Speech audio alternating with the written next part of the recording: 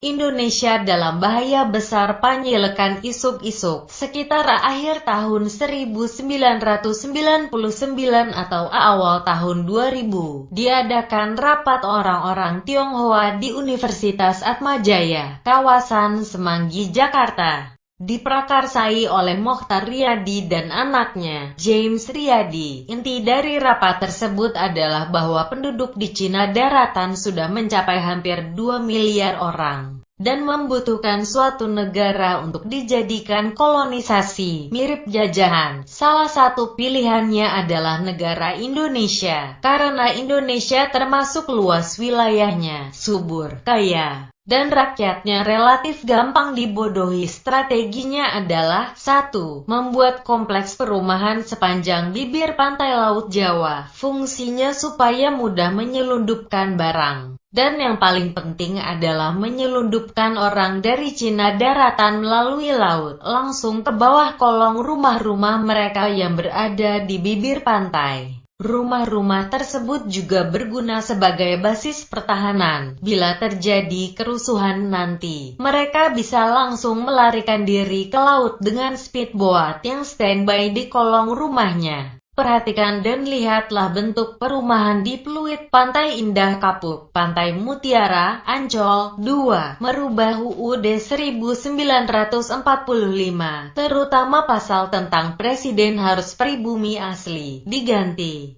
Cukup hanya dengan syarat bahwa yang penting presiden harus berkewarganegaraan Indonesia, tidak harus pribumi asli. Maka orang keturunan Tionghoa atau keturunan Cina bisa berpeluang menjadi presiden di Indonesia memasuki tahun 2000-an. Kita sering melihat di mal-mal banyak sekali konter berukuran 2 tanda kali 2 meter persegi dijaga oleh 5-6 orang Cina yang bisa berbahasa Indonesia hanya 1 orang saja. Sisanya sedang belajar bahasa Indonesia sambil menyesuaikan diri dengan lingkungan. Kini setelah Jokowi jadi presiden dan Ahok menjadi gubernur DKI, mereka tidak ragu-ragu lagi dan tidak malu-malu lagi untuk menawarkan barang dagangan mereka langsung dengan menggunakan bahasa Cina. Jadi sebenarnya Jokowi itu siapa bagi orang Cina? Pasal tentang syarat menjadi presiden Indonesia di UUD 1945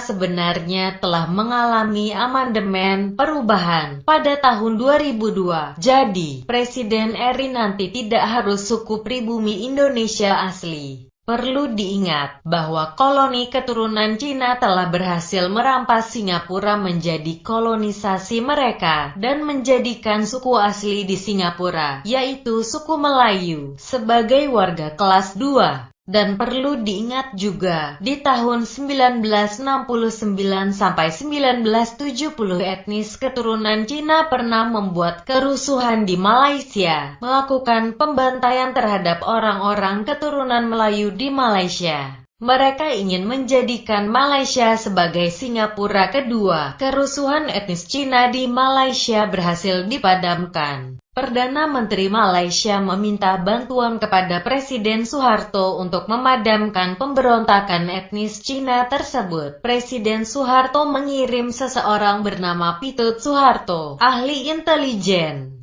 untuk bersama-sama tentara Malaysia mengakhiri pemberontakan etnis Cina di Malaysia. Pernah juga pada suatu hari menjelang Idul Fitri 2015. Terjadi kerusuhan antara etnis Melayu dan etnis Cina di sebuah mal di Malaysia. Sejumlah pihak khawatir kerusuhan dilandasi sentimen ras yang merupakan masalah PK di Malaysia. Hal ini tidak banyak dipublikasikan oleh media massa Malaysia yang memang dikuasai oleh konglomerat Cina. Kini di Indonesia, tinggal selangkah lagi Jabodetabek di Singapura kan. Merancang Jabodetabek menjadi megapolitan dengan bantuan 5 pengembang besar Agung Sedayu, Agung Podomoro, Sumarekon, Lipo Group, dan Sinarmas. Mereka membangun apartemen, rusunami, dan rusunawa. Memang harga dan ongkos sewanya murah, namun biaya maintenance-nya tinggi, biaya hidup juga tinggi, sehingga orang pribumi tidak bisa hidup di Jabodetabek megapolitan. Kemudian apartemen Rusunami dan Rusunawa diisi oleh orang-orang Tionghoa. Tinggallah orang pribumi jadi babu, satpam, OB,